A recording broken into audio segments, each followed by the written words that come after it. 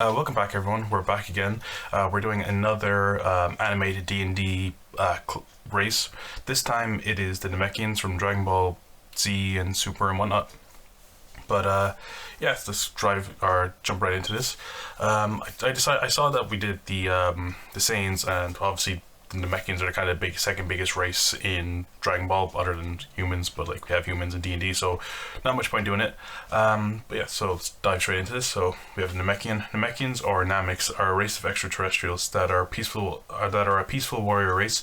Namekians are humanoids with slug-like characteristics, including antennae, light green skin, and pink patches appearing throughout their bodies, naturally growing stronger as they mature.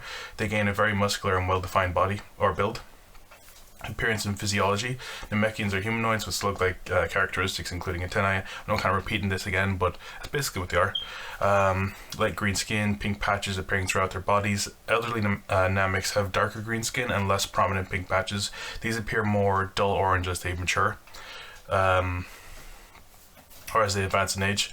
They have pointy ears and red rings in which they have 3 conjoined rings on their ankles and wrists, make them look like they have ankle bands and wristbands. Namekians have developed a sense of hearing beyond that of humans. They require only water for sustenance, as their bodies have enzymes that allow them to transform water into nutrients. Namekians can still eat solid foods for sustenance, if not at least enjoyment. I would say with this, since they can they can use water for sustenance, I would argue, like if your DM saying, oh, you only have to drink water, kind of gets rid of the whole having to eat to survive. But I would say when a normal person has to drink a certain amount of water, Namekians have to drink to a certain point the equivalent of how much a person eats food. So that kind of balances out. So like you're drinking an enormous amount of water, so it would kind of make it up. Elderly Nameks have dark skin, develop sense of hearing, and they still eat food, but it's more for enjoyment than anything, probably for the flavor profiles. So you could do it like that. And it'd be a weird way if you were drinking alcohol and stuff, if you could absorb nutrients that way. Namekian traits. Your Namekian character has certain characteristics in common with all other Namekians. Your ability score, your intelligence and charisma increase by 1, and your constitution decreases by 2.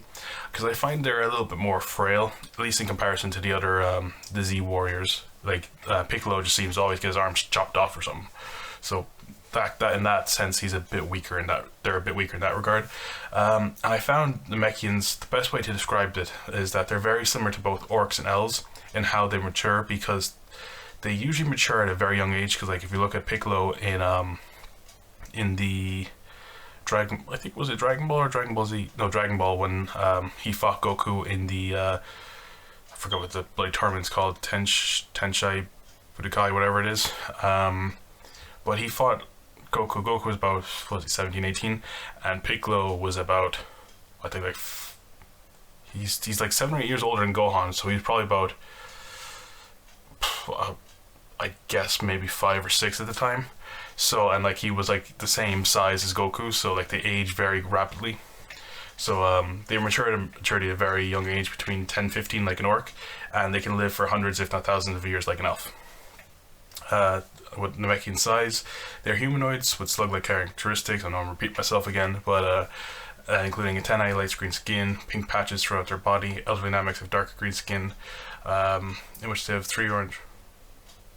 Most Namekians appear to be roughly the same size as normal humans, so their size is medium. I don't know why I added all this in. I can't remember. Maybe I'll maybe cut that bit out for when I re-edit it. Because I tend to go back and just edit them up tiny bit if I find spelling mistakes and whatnot. But yeah, I was surprised I put that in. Namekians have a base speed of 30 feet, but once their character reaches 15th level, the Namekian gains 30 foot flying speed, just so that they can be kind of like the DBZ warriors. Like this is at a very high level, 15th, so it kind of makes sense that most characters at this stage already have like objects that allow them to fly, or jump distances that's essentially making them fly, stuff like that. But I figured 30 feet, you can maybe talk to your DM, might limit it how much you can fly. Maybe like you can fly for 1 hour a day or something, so you gotta use it conservatively. So if you want to travel a long distance, like you gotta run through the mountains, and maybe you want to fly over the mountain, yeah, you can fly over it, but like that's all your movement speed for that day for flying. So if you want to do something in combat, you wouldn't be able to do it. Regeneration. This is one of the key abilities that Namekians have, that if they get their arms chopped off or legs chopped off, they can regrow them. But Namekians have the ability to regrow severed, destroyed limbs. As long as their head is still attached, which is the main thing, to their body, and they're not below 0 HP, they can use this racial trait once per day to regrow limbs. So, kind of just based it off the anime and just making it seem kind of cool.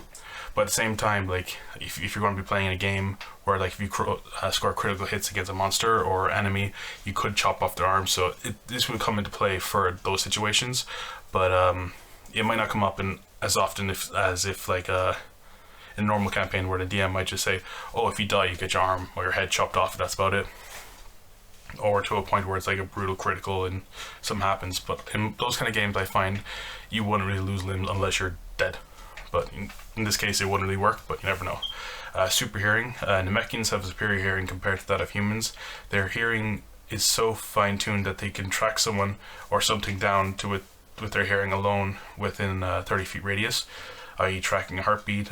You get advantage on perception checks using hearing. So I figured that kind of was a cool little thing to have. So like if they're trying to hear like, oh, just be quiet, and they're starting to listen out for something in the room, like you could say, oh, I'm using perception check, but if you don't specifically say, I want to try if I can hear something, then that way you get the advantage. If you just say, I want to do a perception check, I would say it's just a straight roll, but if you went for specifically hearing, then yeah, it's advantage.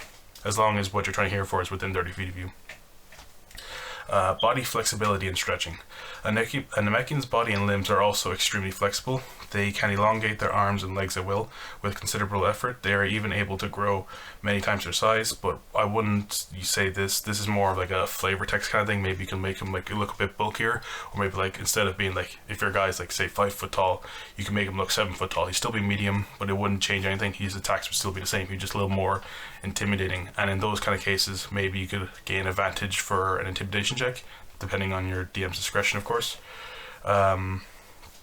This allows them to attack from range with melee weapons up to 10 feet using their ranged spell attack or range attacks stats. They cannot perform stretch attacks in medium or heavy armor, so that's one thing to keep in mind. It'd be handy for monks and whatnot to take advantage of this. I would also probably limit this to how many times you can use this per round. Maybe if you want to do like one punch at a stretch, but I mean, you couldn't just continuously barrage them from range. You could, it would also depend on your DM, so that's also another thing for up to discretion. Of course, this is homebrew, so everything's up to discretion with the DM. And then languages. Namekians can speak, read, and write Common and Namekian. They can also communicate with their antennae with other Namekians through a form of telekinesis, kind of like how other ones, so maybe they can convey emotions and stuff. Maybe not complete sentences and words and whatever, but they maybe just get across, oh, I'm feeling angry, I'm feeling hungry, I'm feeling upset. And the other Namekians can pick up on those subtle cues that maybe someone in your party might not.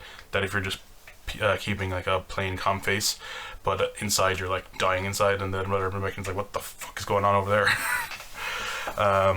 Vision. Namekians possess normal light vision, just like a normal human. They're not going to have gain low light or dark vision.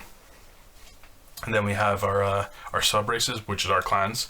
Namekians are philosophical warriors, being broadly divided into two classes, warriors and dragon clans.